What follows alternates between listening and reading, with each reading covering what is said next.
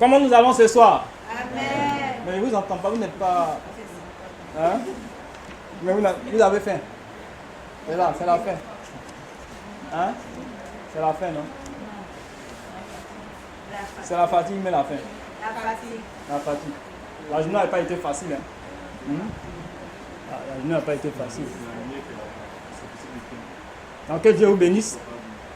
Donc ce soir encore, on se retrouve encore pour échanger. Si vous vous rappelez un peu le mois dernier, là, qui se rappelle un peu, on avait abordé quoi le mois dernier? La répétition est pédagogique. Si vous vous rappelez un peu le mois dernier, là, on avait parlé de quoi même? Il ne faut pas oublier pour oublier. Hein. Si on oublie, il ne faut pas commencer une nouvelle classe. Il faut qu'il fasse les rappels. Vous allez rappeler. Il faut que les gens fassent un brainstorming. Je rappelle. Dites-moi un peu ce que vous avez retenu le mois dernier. On avait parlé de quoi?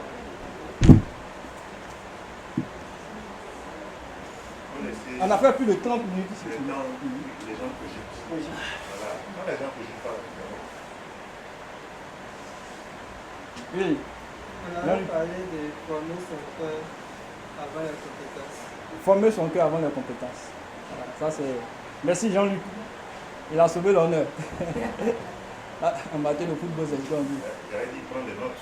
Il prend des notes. Mais il y en a qui ne prennent pas des notes. Il faut regarder, même ce soir, il n'y a pas de notes.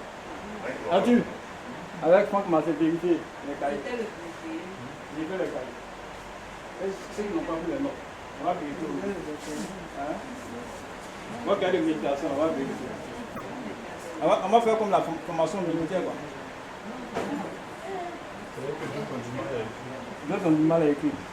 Donc, mais en particulier, on avait abordé quoi? C'est vrai qu'il a dit, on avait parlé de la formation du cœur avant les compétences, former son cœur avant les compétences. Quels étaient les 4 aspects qu'on a abordés? Vous vous rappelez un peu. Il y avait 4 points qu'on a appris. Je vais afficher les Et plus qu'à.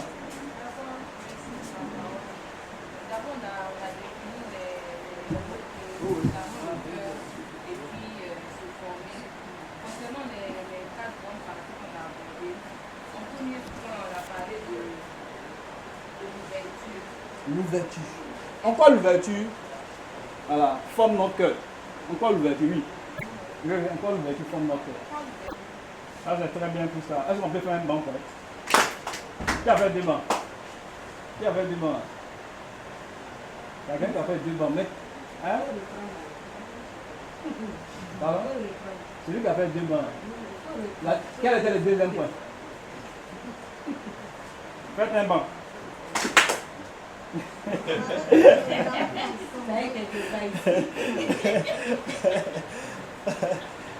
C'est pour ça qu'on est concentré, hein? On est concentré, soyons concentrés. Amen. Donc le deuxième point c'était quoi? Le deuxième point. Elle a dit quelque chose de vraiment très important. Ouais, l'ouverture là c'est bon. Ça permet d'exposer le diable. Vous voyez, non? Ce que le diable est en train de mettre dans notre cœur. Donc quand on est ouvert par exemple, on est ouvert, ça nous permet quoi? De nous maintenir. Et ça nous aide. On expose nos vulnérabilités, nos faiblesses. Et ça rend mon cœur pur, n'est-ce pas? Jacques 5, verset 16, c'est ce que la Bible dit, confessez vos péchés les uns les autres, priez afin d'être guéris. Et le deuxième point c'était quoi? Si vous vous rappelez un peu. Le deuxième point, on a parlé de l'ouverture. Le gars ne doit pas trop bouger, il doit rester ici. Le deuxième point c'était quoi? Après l'ouverture, on avait parlé de quel aspect? Au niveau de notre cœur. Quel aspect? Je vous écoute, hein? Quel aspect qu'on avait abordé? Après l'ouverture. On avait dit quoi? Comment nous pouvons fonder notre cœur après l'ouverture? La quoi? La soumission ou l'obéissance. En quoi la soumission ou l'obéissance protège notre cœur? Tu as un élément de réponse?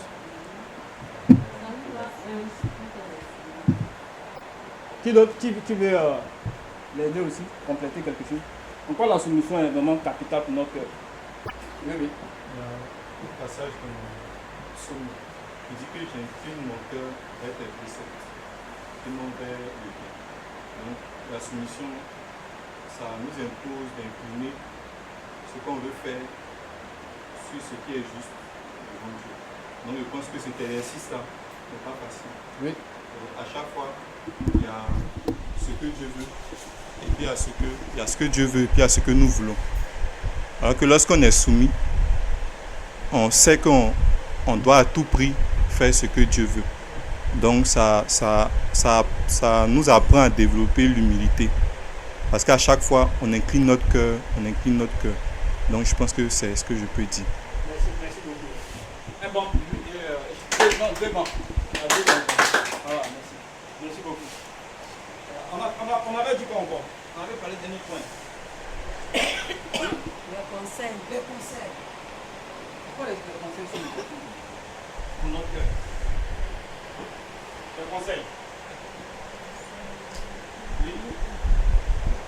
J'allais d'abord donner encore un autre point sur la soumission, et puis je vais aussi donner donner un autre point aussi. À la suite de ce que mon frère a dit, il faut dire que quand on est soumis aussi, on est enseignable.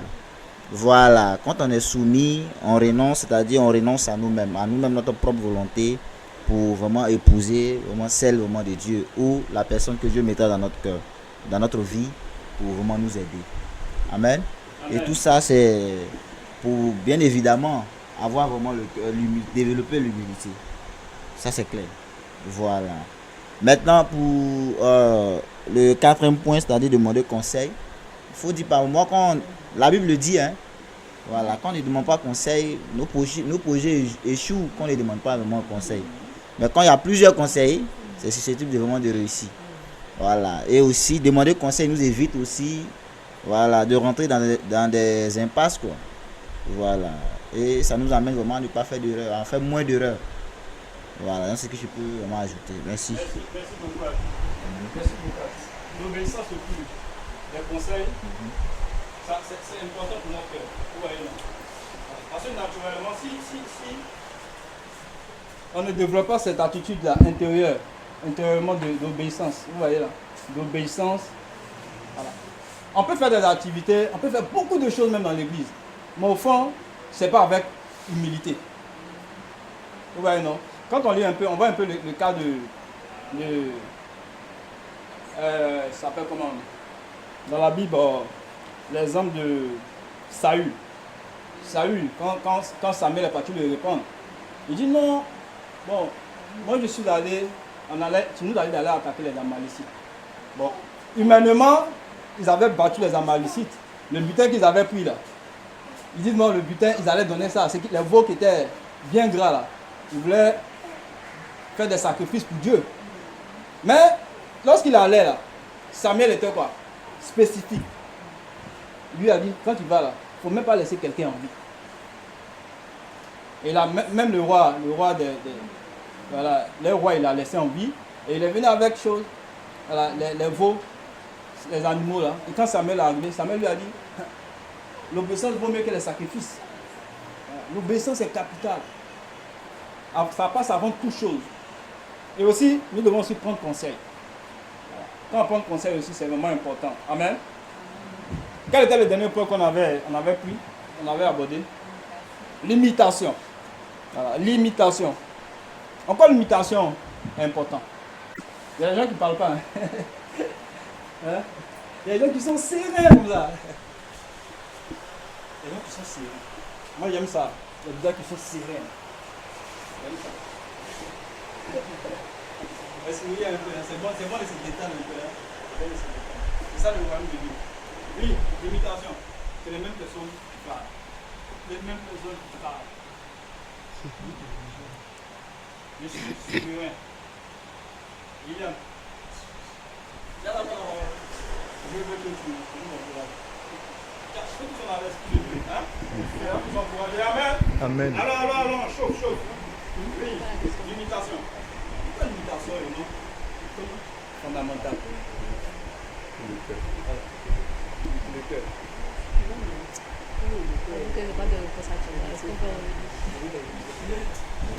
Après, il va arriver l'imitation. Mais quand on est chrétien, c'est qu'on imite.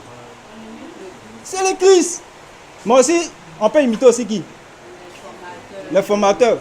Bon, mais de façon spéciale, c'est-à-dire, quand on dit imiter les formateurs, là, c'est les formateurs qui se comportent comme Christ, n'est-ce pas? Maintenant, si les formateurs ne se comportent pas comme Christ, est-ce qu'ils doivent l'imiter? C'est pas tout qu'il faut imiter. C'est ce que tu vois en Jésus, en lui, là. C'est ça qu'il faut imiter. Si c'est un homme de prière, il faut imiter sa vie de prière. Si c'est un homme vraiment qui aime la parole de Dieu, toi aussi, là, tu vas imiter ça. Ah, mon formateur, quand tu vas chez lui, là, c'est Bible. Hein? Voilà, tout ça aussi, c'est important. Il y a des choses vraiment qui sont en chacun d'entre nous. Parce qu'on a le Saint-Esprit, il y a des choses que Dieu a mis en chacun de nous. Voilà, qu'on peut imiter. Amen. Donc aujourd'hui, là, nous allons aborder un point qui est vraiment capital. Mais frère Marcel, on imite aussi les frères et sœurs. Exactement. C'est-à-dire même le pasteur même là, il y a des choses qu'il ne maîtrise pas.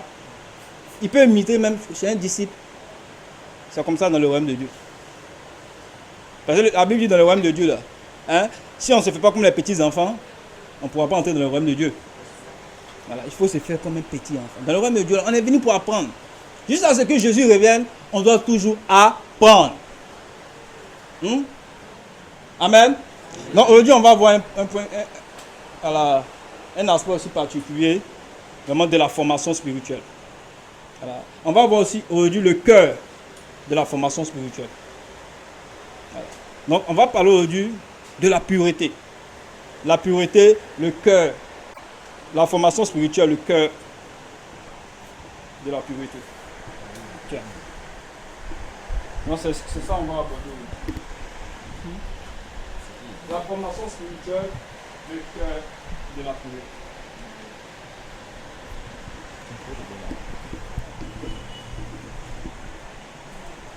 Mais permettez-moi, frère, ça, je vais raconter deux histoires.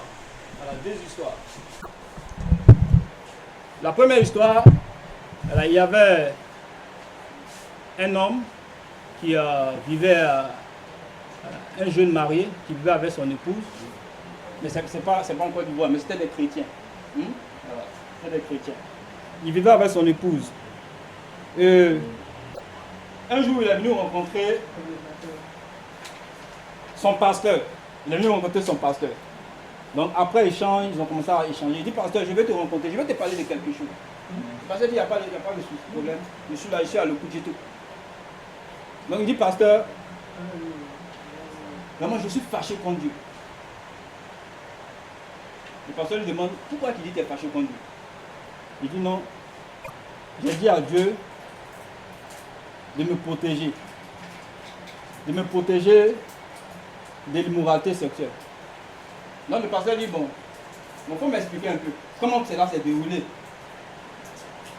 Il dit, pasteur, j'ai dit toujours à Dieu, quand je serai confronté à ça, qu'il enlève la personne devant moi. Maintenant le pasteur lui demande, est-ce que quand les débuts, là, quand tu t'es tenté, là, est-ce que d'abord tu en parlais à ta femme? Il dit, pasteur, non, je ne vais pas en parler à ma femme. Le pasteur lui a demandé aussi, alors, est-ce que la personne en question que tu côtoyais, qu'est-ce que tu as fait présentement? Est-ce que, il dit, pasteur, bon, c'est ma collègue. Et j'allais fréquemment manger avec elle. Vous voyez, non? J'allais fréquemment manger avec elle. Et donc, le fait que tu me dises vraiment de... Si j'avais vraiment pris une distance à l'égard de cette dernière, je n'ai pas fait. Donc, le pasteur a posé des questions pour chercher à vraiment comprendre. Parce que quand quelqu'un vient te confesser quelque chose, il faut chercher à comprendre avant de l'aider. Amen. Donc, ce qui va se passer, c'est que, en plus de toutes ces choses, après la confession qu'il a fait, ce monsieur du nom d'Éric, sa vie a commencé à quoi? À s'empirer. C'est-à-dire, le péché sexuel, qu'est-ce que ça fait? Il y a eu des conséquences encore. Après ça, il a commencé même à maltraiter sa fille.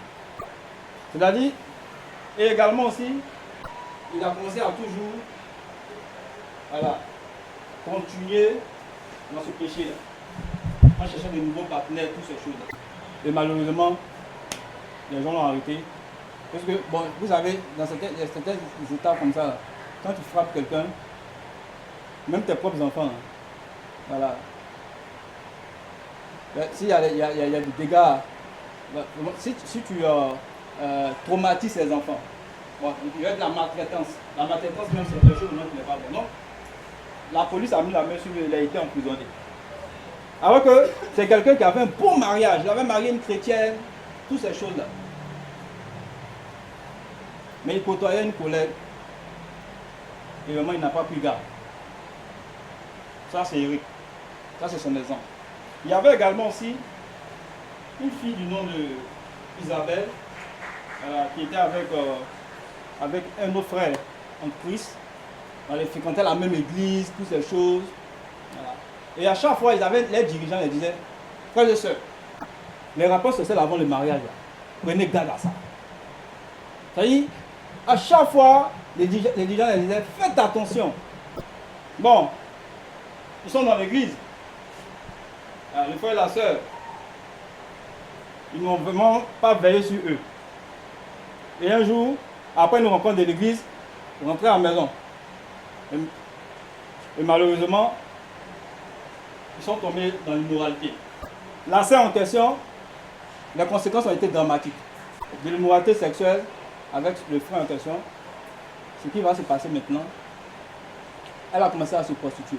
Elle a commencé à chercher de nouveaux partenaires, toutes ces choses-là. Elle est entrée dans la prostitution, dans la drogue, l'avortement, toutes ces choses-là. Et même les gens ont abusé d'elle. Dans le monde là. Voilà, les gens ont commencé à la violer, toutes ces choses-là. Et sa vie a commencé à aller de pire en pire. Le frère en question, lui, il est devenu un athée. C'est-à-dire toutes les choses spirituelles, morales là, il n'est plus dedans. Mais quand vous écoutez ces deux histoires, c'était des chrétiens comme nous, hein? N'est-ce pas? C'était des chrétiens comme nous. Deux personnes ont parlé, oui, de dégâts à la légère. Amen. Oui, là-dessus. Moi, je pense que a dit, moi, ce que j'ai retenu de ces deux histoires, c'est le même passage biblique. Et j'aime bien Proverbe 4, verset 23. Il dit, prends garde à ton cœur, car de lui sortent vraiment, de lui viennent les sources de la vie. Il faut dire que, voilà, que ce soit Isabelle et l'autre, moi je dirais que ne pas vraiment ne pas pris soin vraiment de leur cœur. De leur cœur. Voilà, c'est ce qui est vraiment l'entraîner vraiment dans ces choses-là. Merci à tous, Chantal et Ézéchiel.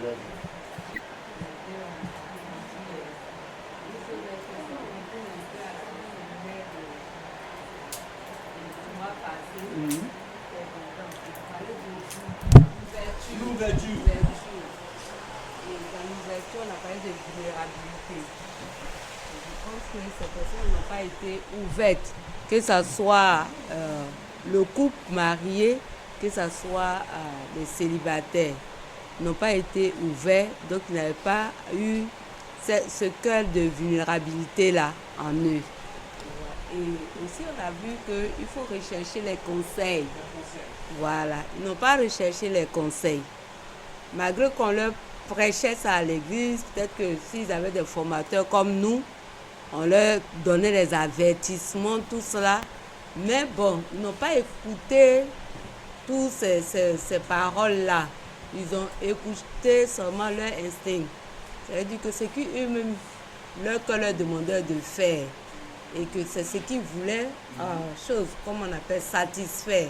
Voilà, sans compter les conséquences qui pouvaient venir après. Ouais, et je vais encore sur le troisième point, on a parlé de la soumission. Avoir un esprit soumis. En fait, ils n'avaient pas un esprit soumis. Voilà, s'ils avaient un esprit soumis, ils allaient fuir le péché. Ils n'avaient pas un esprit soumis. Parce que le péché, là, ça ne vient pas un coup comme ça. C'est au fur et à mesure. C'est tout un processus. Tu vois. Et ils n'ont pas écouté dès le début, quand ça a commencé. Ils n'ont pas eu cet esprit de soumission pour dire que Dieu ne veut pas qu'on fasse ça. Donc, il faudrait qu'on prenne des choses, nos distances, que ce soit celui qui dit que Dieu, je t'ai dit d'enlever, mais est-ce que lui-même, il a enlevé ses yeux sur cette dame-là? C'est pas Dieu qui va enlever. Dieu a déjà mis sa parole, il a déjà donné les avertissements, tu vois, non? Et maintenant, imiter. Est-ce que Christ, dans cette position-là, il allait aller jusqu'à commettre l'immoralité? Je m'arrête là. Merci beaucoup.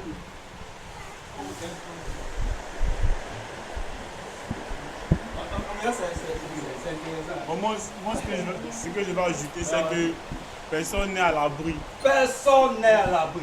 Donc- Personne n'est à l'abri. Donc, de cette histoire, on a vu qu'au début, tout semblait être sous contrôle, jusqu'à ce que les choses dégénèrent.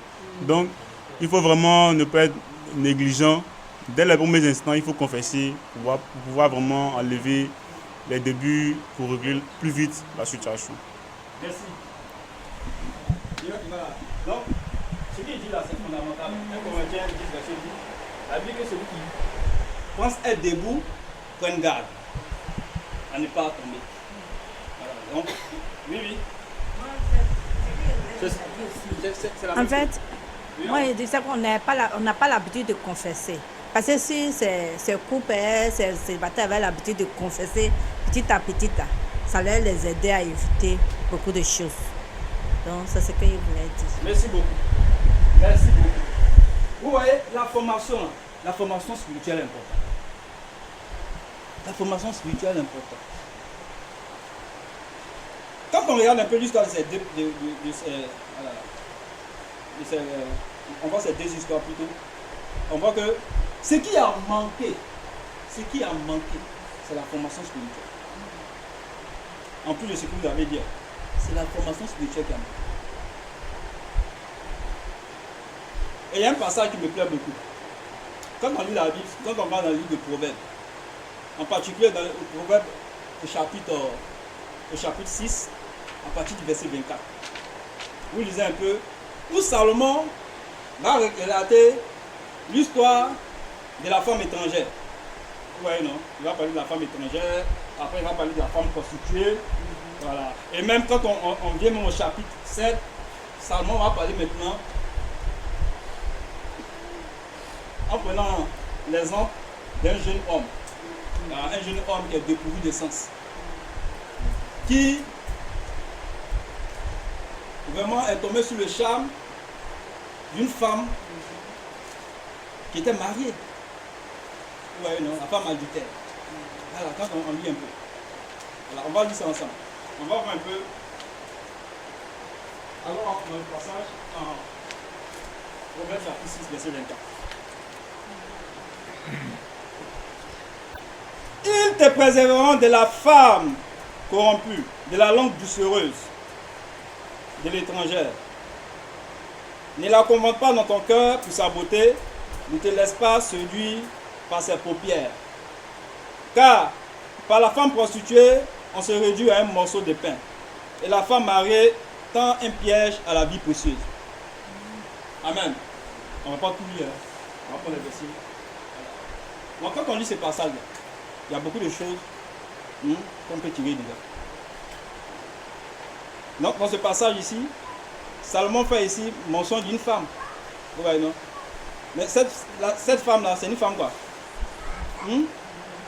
Pardon? Une femme mariée.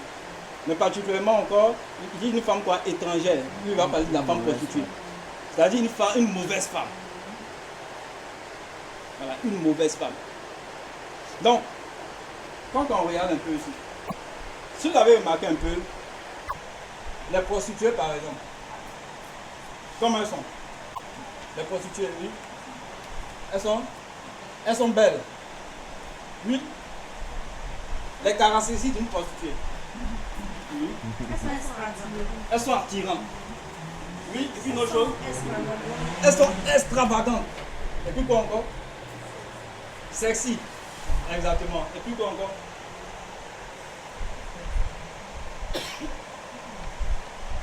Donc, tu as dit, à l'époque de Salomon, il y avait ça. Ouais, non, il y avait ça. Donc, qu'est-ce qu'on peut voir encore des caractéristiques d'une femme prostituée? Oui. Malvertu. L'année dernière, je faisais des cours à domicile à Zonta, Makovi Zonta. Et la majorité du temps, quand je descendais, par exemple, la lettre avait 15h, souvent 14h, et quand je descendais à partir de 18h, elle venait, elle sort, hein, elle vient en bordure de la route. On n'a pas besoin de dire que c'est une prostituée. Mais par contre, son attrait physique. C'est-à-dire, elle s'habille de manière à faire quoi? Attirer l'attention sur elle. Elle s'habille de manière à attirer l'attention. C'est-à-dire, dès que un homme la voit, en même temps, ses yeux, quoi, ça frappe à ses yeux en même temps. C'est-à-dire, elle s'habille de façon dénudée. C'est-à-dire, elle expose son corps. Elle n'a pas besoin de dire que c'est une prostituée. Quand tu vois ces caractéristiques en même temps, de ceux vraiment qui sont qui vivent dans la débauche comme ça.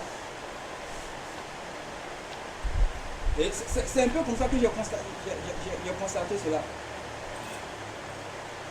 Elles sont bordues de route pour tirer l'attention. Il va dire ici que la femme prostituée se réduit à un morceau de pain. Pourquoi la femme prostituée se réduit à un morceau de pain? Le pain même. Oui. On trouve le pain partout. Une paire de valeurs. Exactement, merci beaucoup, Pierre. Hein? Si le président, même si tu es président de la République, toi, dis on va au kiosque. Hein? On met même pain. Elle n'est pas la même chose. Hein? Elle est la même chose. Vous voyez, non? Donc, la femme prostituée, c'est comme ça. Hein? Voilà. Elle se réduit à un morceau de pain. Alors, on pas un morceau de pain. Elle n'a pas de valeur. Vous voyez, non? C'est comme ça. Et quand on lit ce passage, alors au verset, c'est vraiment très riche, mais on ne pourra pas tout vraiment interpréter. Alors verset 7, voilà, alors verset 7, on va voir un peu l'histoire de ce jeune là, à partir du verset, au chapitre 7, à partir du verset 5. Il dit, pour qu'elle te préserve de la femme étrangère, de l'étrangère qui emploie des paroles doucereuses. Il dit, j'étais à la fenêtre de ma maison et je regardais à travers mon treillis. J'ai aperçu parmi les stupides, je remarquais parmi les jeunes gens un garçon dépourvu de sens. Il passait dans la rue, près de l'angle où se tenait une de ses étrangères. Proverbe 7, verset 8. Et il se dirigeait lentement du côté de sa demeure. C'était au crépuscule pendant la soirée, au milieu de la nuit et de l'obscurité. Et voici, il fut abordé par une femme ayant la mise d'une prostituée et la ruse dans le cœur. Elle était bruyante et réactive. Ses pieds ne restaient point dans sa maison. Tantôt dans la rue, tantôt sur les places, et près de tous les angles. Elle était aux aguets. Elle le saisit et l'embrassa, et d'un air effronté lui dit, je devais un sacrifice d'action de grâce, aujourd'hui j'ai accompli mes vœux. C'est pourquoi je suis sorti au devant de toi pour te chercher et je t'ai trouvé. J'ai orné mon lit de couverture, de tapis, de fil d'Égypte. J'ai parfumé ma bouche de myrrhe d'aloès et de cimarron. Viens, enverrons-nous d'amour jusqu'au matin.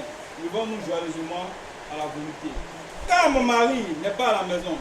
Il est parti pour un voyage lointain. Il a pris avec lui le sac de l'argent et il ne reviendra à la maison qu'à la nouvelle lune. Elle le séduisit à force de paroles et l'entraîna par ses lèvres doucereuses. Il se mit tout à coup à la suivre, comme le bœuf qui va à la boucherie, comme un fou qu'on lit le châtier, jusqu'à ce qu'une flèche lui pèse le foie, comme l'oiseau qui se précipite dans le filet, sans savoir que c'est au prix de sa vie. Amen. Voilà, c'est vraiment très riche. Ici dans le chapitre 7, Salomon révèle un jeune homme qui s'est laissé séduire par une femme.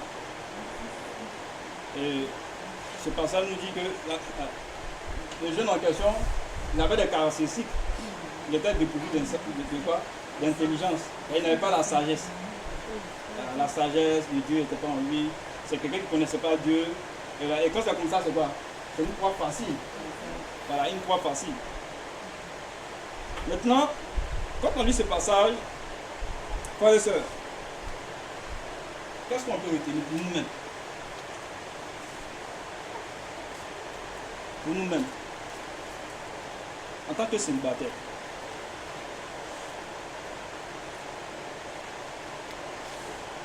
Pour nous-mêmes, en tant que célibataires. Parce que si vous remarquez aussi, de la même manière, il y a les femmes prostituées, là. Il y a les hommes aussi pervers. Ou bien, oui, il y a les hommes aussi pervers. Il y a les hommes là, c'est pas ta chrétienté là qui le ferait. Non, je suis disciple, je suis baptisé. Il y a un pasteur même qui me disait, pardon? Pardon? C'est un défi qu'ils doivent entre amis, voilà, c'est un défi. Donc, dès qu'ils arrivent à avoir une chrétienne, bon Dieu, oh, celle-là dit elle est chrétienne, mais aujourd'hui je l'ai eu. Pour eux, bon, c'est comme si c'est un trophée. C'est un trophée. Bon, et ils partagent ça entre amis. C'est ce que je veux dire. On peut faire un bon frère. Voilà, non, c'est un trophée. Vous voyez, non? Hein? Voilà. Pour dire simplement, c'est que quand tu es né chrétien, quand tu deviens chrétien plutôt, quand tu es né chrétien, quand tu deviens chrétien là, tu sais que tu as la cible de qui? Tu as la cible de Satan. C'est-à-dire, si Satan ne peut pas t'empêcher d'aller en enfer, sur la terre, là, il va faire en sorte que ta vie soit un enfer. C'est ce que Satan va faire. Et nous, en tant que chrétiens, souvent, on est négligents. Même souvent, même dans l'église. Entre nous-mêmes. Vous voyez? Par moi, on manque de formation.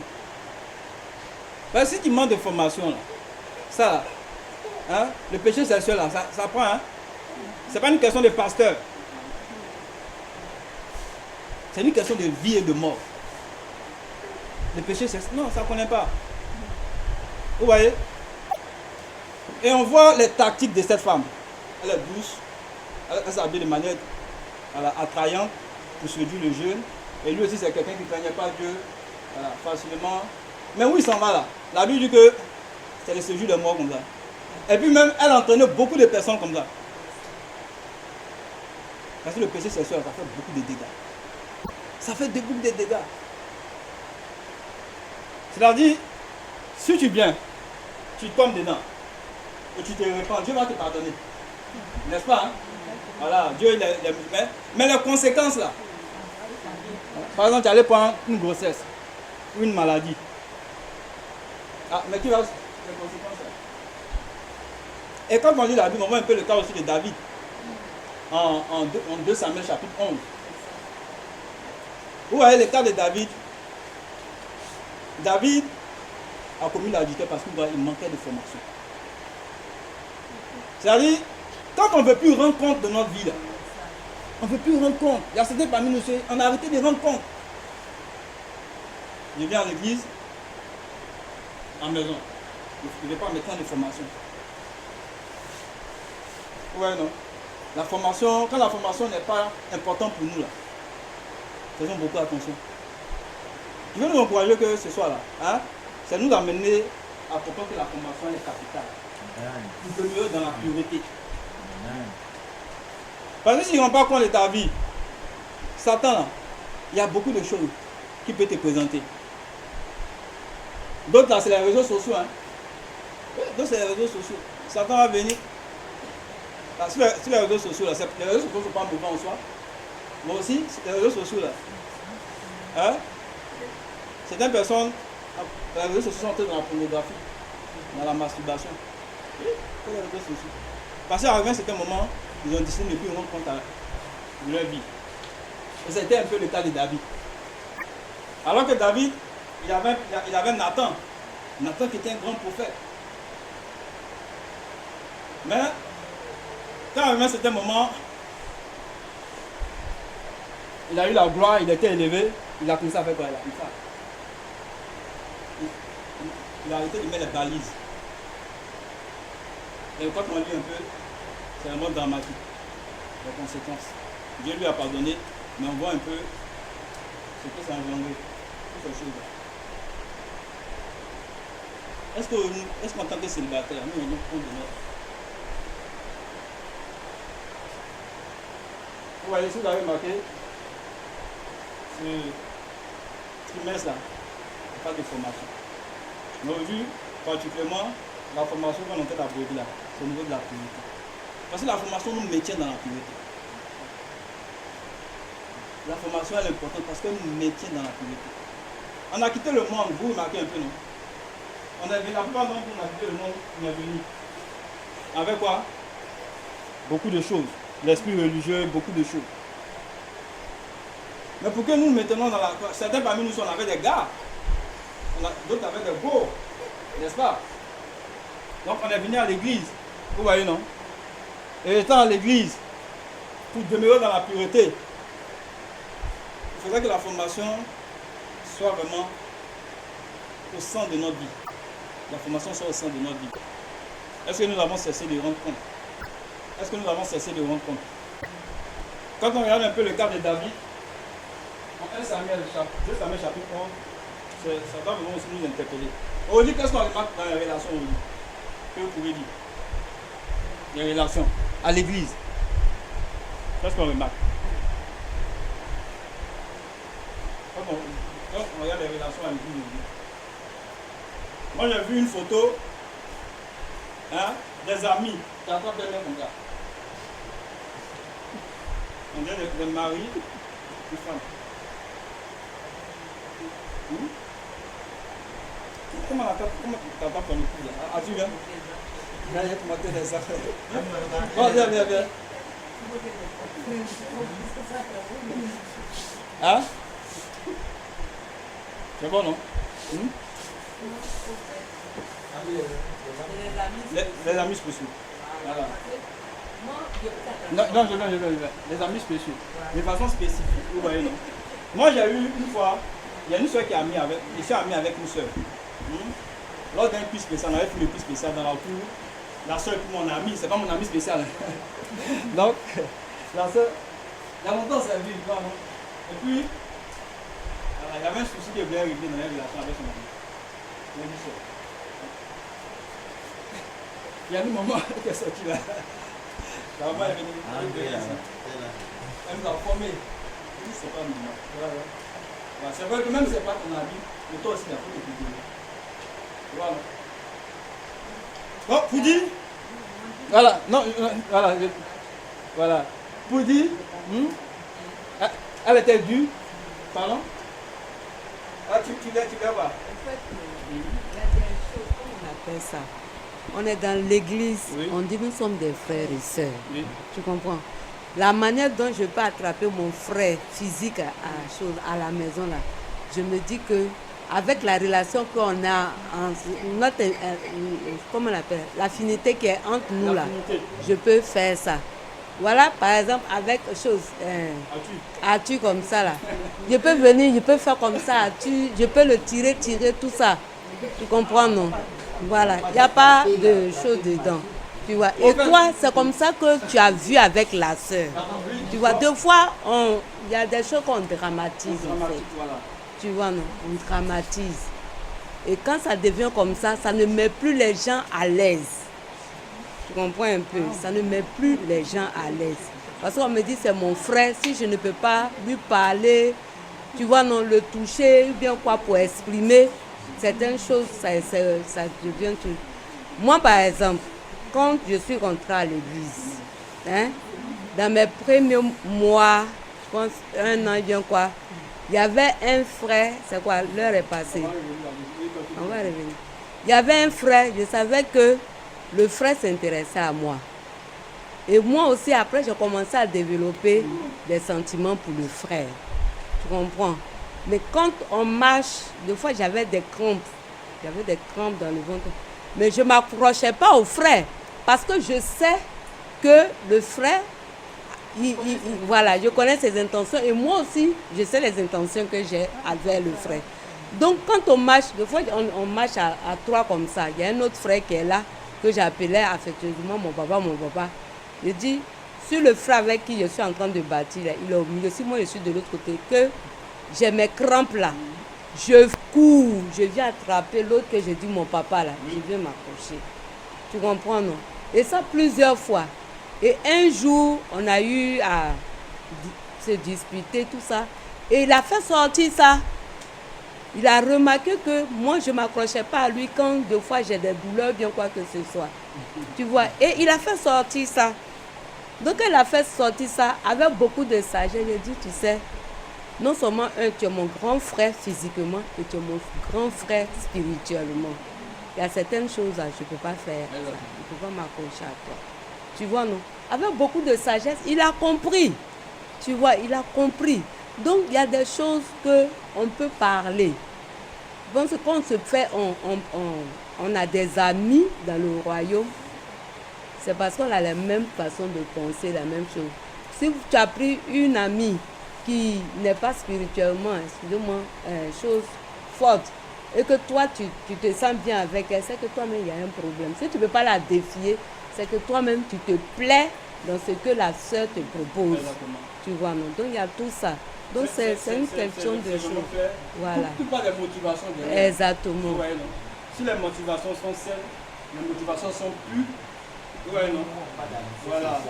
Maintenant, comme il a dit là, voilà. Non, c'est vraiment clair. Moi, vous voyez, c'est vraiment très intéressant. Du moment où on parle d'invité spécial, J'aimerais vraiment qu'on revienne encore là-dessus. Vous voyez, non. On revienne encore là-dessus. Voilà, on revient là-dessus. Christelle va parler juste une minute. En fait, ce que la maman a dit là, c'est vrai. Hein. Mais il y a un autre cas aussi où, bon, par exemple, la soeur, elle peut prendre son frère comme un frère, comme elle considère comme un frère physique. Voilà. Mais elle a une bonne motivation. Mais le frère, Il n'y a pas convoitise. mais le frère, lui, il a son cœur est là-bas. Donc tu connais pas, voilà, tu connais pas les pensées du frère. Voilà. Donc il y a certains trucs aussi là, faut pas faire. C'est vrai que ce qu'elle a dit là, c'est la vérité. Faut pas provoquer certains trucs.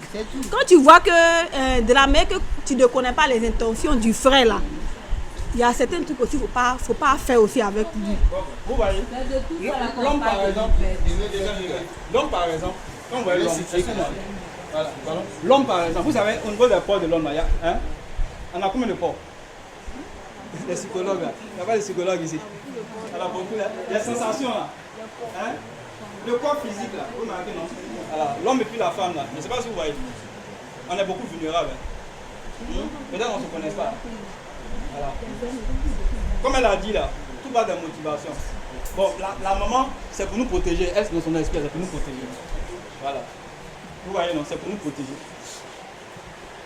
Maintenant, ce qu'on doit comprendre là, alors, ce qu'on doit comprendre ici, c'est que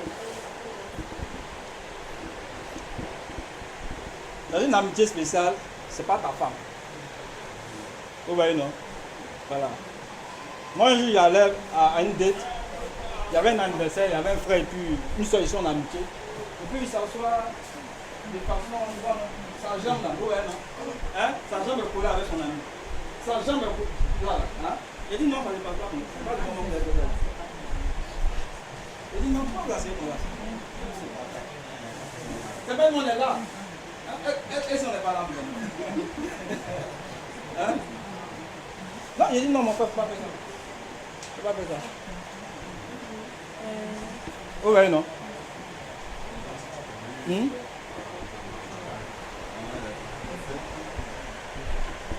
Au fait, je pense que c'est quelque chose qui va faire long débat. Hein. Mais c'est que moi, ce que moi j'ai compris dans l'église, c'était dans l'église il y a terminale, il y a troisième, il y a CM2, il y a maternelle. Donc nous tous sommes ensemble. Donc, comment on fait pour protéger le maximum? Si on demande aux gens de faire comme terminale, ceux de primaire là, ils vont sortir de là, voilà, ils vont prendre les pots cassés. Donc, ça fait qu'on demande à tout le monde de se comporter comme ceux de maternelle. Pour que, au moins, on sait que tout le monde est protégé. Maintenant, ce qui est un peu dérangeant, c'est comment souvent certains réagissent quand ils voient des choses qui ne sont pas des péchés en soi, mais qui sont juste des mesures barrières, des mesures de protection. Pour que la personne, parce que souvent la personne n'a pas fait exprès, Et puis la personne on dit ah d'accord, j'ai compris. Et puis c'est simple. Voilà. Maintenant si la personne maintenant dit ah vous là vous exagérez, puis là alors que tu as parlé simplement, et puis la personne dit vous exagérez, on voit maintenant là un problème d'obéissance.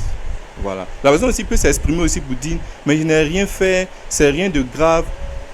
Tu ne dis pas non, toi là, tu es désobéissant, tu n'écoutes pas. Non. Tu lui dis simplement que c'est vrai, tu n'as rien fait. Mais tu vois, voilà ce qui peut se passer, voilà ce qui peut se passer, voilà. Et puis quand il comprend comme ça, et puis lui-même en ayant compris, il peut expliquer aussi à l'autre, Mais souvent on ne fait pas ça. Et puis même sur la chair, même on va dire, les gens sont désobéissants. Les gens sortent de là avec le cœur même dur même. Ils ne veulent plus obéir même.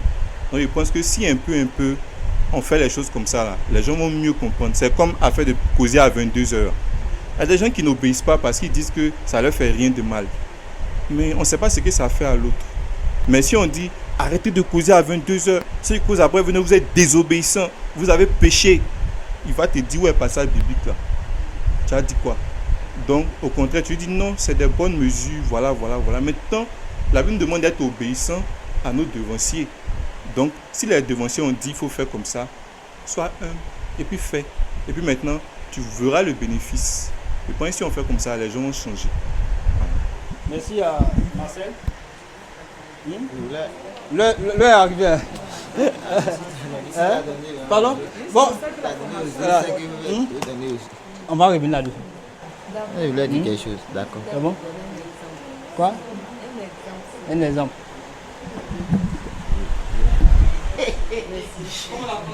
Non, je ne parle plus. Parce que moi, quand je prends la parole, je suis taxée pour ça. Au fait, dans l'église, j'ai remarqué ça. Je suis taxée pour ça. Donc aujourd'hui, je vais arrêter. Quand je prends la parole, les gens pensent que je parle trop. Mais je parle parce que c'est des expériences. Non seulement j'ai vécu, et j'ai vu ça dans la vie des gens que j'ai formés. Ou bien c'est pour ça que je parle. Sinon, c'est pas parce que je parle trop. Voilà. Donc merci. C'est que l'exemple là, on va garder ça pour notre. Non, on va garder ça pour une autre fois. C'est bon. Une prochaine fois. Oui, bon. D'accord, moi ce que j'ai pu remarquer dans cette histoire là, parce que ça revient toujours même, c'est-à-dire des deux histoires que tu as données, voilà, quand on commençait, voilà. Quand il a eu péché, c'est déjà même quand on prend Isabelle, l'histoire d'Isabelle avec le frère, c'est parce qu'ils étaient toujours en contact, tout le temps en contact, et ça a créé quelque chose. C'est parce que tout le temps il était avec sa collègue que par moment il a commencé à regarder maintenant d'une autre façon et ça a engendré quelque chose. Donc c'est pour éviter tout cela. Et puis aussi comme il a dit, il a donné un bel exemple pour dire que dans l'église, il y a d'autres qui sont au jardin, qui sont au CP1, mais pour pouvoir vraiment sauver tout cela, c'est pourquoi on doit obéir. C'est un peu ça le cas même de l'apôtre Paul. Lorsque l'église de Corinthe, ils ont demandé est-ce qu'on devait manger la viande sacrifiée ou pas. Vous voyez un peu, non? Mais il a dit, si c'est pour sauver vraiment plusieurs personnes, vaut mieux s'abstenir. Parce qu'il a mis quoi? Il a mis en avant l'amour. Vous voyez un peu, non? Mais quand on va essayer vraiment d'expliquer, il y a d'autres qui ne peuvent pas comprendre comme ça. Par moment, il y a d'autres qui sont vraiment, ils sont dans leur coin, ils sont faibles, on peut le dire. Mais quand on voit vraiment certaines choses sur les réseaux sociaux, où les frères sont venus peut-être en amitié spéciale, et puis bon, ils s'attrapent, vraiment ils se font des choses. Bon, nous quand on voit là, qu'est-ce que ça peut engendrer dans notre cœur? Pour éviter tout ça, c'est pourquoi on dit d'obéir à la règle qui a été établie par l'église. C'est les gens qui ont vécu avant nous, qui ont beaucoup plus d'expérience. C'est vrai qu'on a le même esprit, mais qui ont beaucoup plus d'expérience. Donc moi je dirais que bon, on doit seulement obéir. Voilà, c'est tout. En résumé, le standard est pour tous. C'est tout. La Bible est pour tous. Voilà. Que tu sois faible, que tu sois Moi c'est ce que je voulais vraiment ajouter. Voilà, la Bible est pour tous. C'est ça le problème. Quand tu dis la Bible, il y a d'autres qui vont dire que c'est pas la Bible. Voilà, le standard d'obéissance, c'est pour chaque disciple. Voilà. Maintenant, dans la manière aussi de faire quoi? De répondre quelqu'un, on a l'esprit de Dieu. Il faut avoir beaucoup de discernement, beaucoup d'humilité, même quand tu veux répondre un fait. C'est ça. Avec beaucoup d'humilité, avec beaucoup d'amour. Et puis aussi, avec beaucoup aussi de patience. Voilà, donc, voilà, je rejoins un peu les mêmes choses. Et si Dieu nous permet, on va revenir encore là-dessus. Voilà, on doit revenir là. Sinon, c'est vraiment capital. C'est pas clair. La formation te préservera de toute forme d'impureté. C'est ça. Amen. Voilà. Si tu la négliges, c'est pas bon pour toi. Si tu négliges la formation, ça va éloigner du Seigneur. Je suis sûr, on va s'arrêter là. Bonne. Amen. Bonne soirée à tous. On va prier. Je sais que vous êtes hein? Est-ce qu'on peut revenir voilà, sur la retraite? Bon, je rappelle rapidement. Bon, le dimanche prochain. Voilà, le dimanche prochain, on va revenir. On va revenir. Tout le monde ici. Sans exception. Ce sont les restes à maison qui sont là. On fait notre ici. On a une culte spéciale. En même temps, retraite. Où on va venir, on va prier, on va souligner. Viens avec tes sujets, hein, tu as compris, non? Viens avec tes sujets. L'année 2026, tu verras le changement que Dieu va opérer dans ta vie. Amen. Avant qu'on vienne à la retraite. À partir de 10 heures. Dans les intervenants, voilà, vous serez sollicités. Tu vas appeler les intervenants.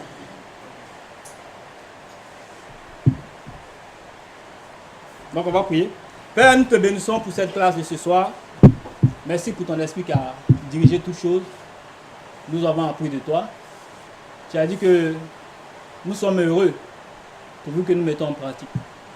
Merci de nous avoir encouragés à la formation qui va nous maintenir plus proche de toi, mais aussi qui va nous aider à ne pas être un scandale, à ne pas être un scandale pour les autres. Bénis nos cœurs, donne-nous le discernement et la sagesse quand il faut, Seigneur, marcher dans tes pas. Nous rentrons à la maison, je veux que tu raccompagnes chacun et que nous arrivons dans nos domiciles respectifs et que la gloire et l'honneur te reviennent. Au nom de Jésus, nous avons prié. Amen. Amen.